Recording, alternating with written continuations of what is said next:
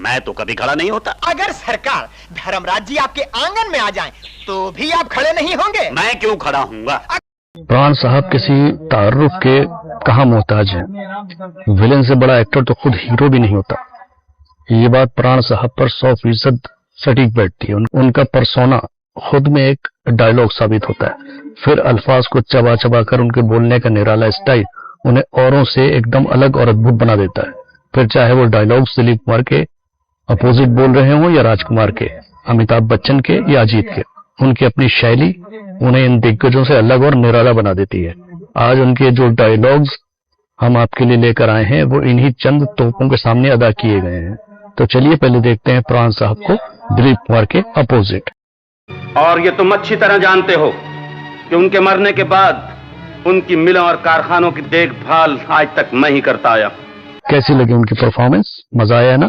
उनका दूसरा डायलॉग अजीत के सामने। उसे गिरफ्तार करने का ख्वाब वो ऑफिसर न देखे। आमा जो इतना बड़ा डाकू है वो बहादुर भी होगा, अकलमंद भी होगा। इतनी बेवकूफी से वो शतरंज खेलते नहीं पकड़ा जाएगा। अरे भाई उसने कुछ ना कुछ तो अपने बचाव के लिए किया होगा। तीसरा संवाद सुनील दत्त के सामने। धर्मराज, अब तो डोली तब उठेगी जब 10-20 लाशें गिर जाएंगी। भरत सिंह, वीडियो मजेदार लग रहा हो तो हमें सब्सक्राइब करके ज्वाइन कर लें। अब आइए देखें उनकी चौथी परफॉर्मेंस राजकुमार के सामने। इसीलिए बंदूक ताने खड़े थे। मेरे हाथ में फूलों की माला होगी, क्या ये उम्मीद थी? कम से कम बंदूक की उम्मीद नहीं थी। पांचवा डायलॉग ऋषि कपूर के सामने। कान खोल कर सुन लो राजा, ये मेरा घर है। मेरी मर्जी के खिलाफ चलने वाला इस घर में नहीं रह सकता।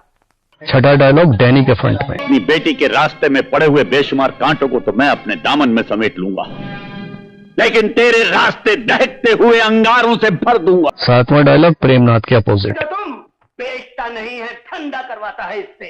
ठंडा। इज्जत की बातें करने वाले अपनी बेटियों का चारा बनाकर करोड़पतियों के बेटों के आगे नहीं डाला करते, समझे?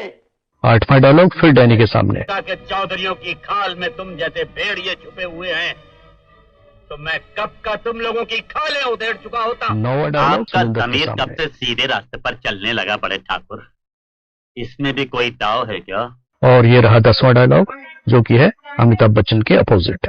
आज की दुनिया में अगर जिंदा रहना है तो दुनिया के बटन अपने हाथ में रखने पड़ते हैं, वरना ये दुनिया जिंदा नहीं रहने देगी।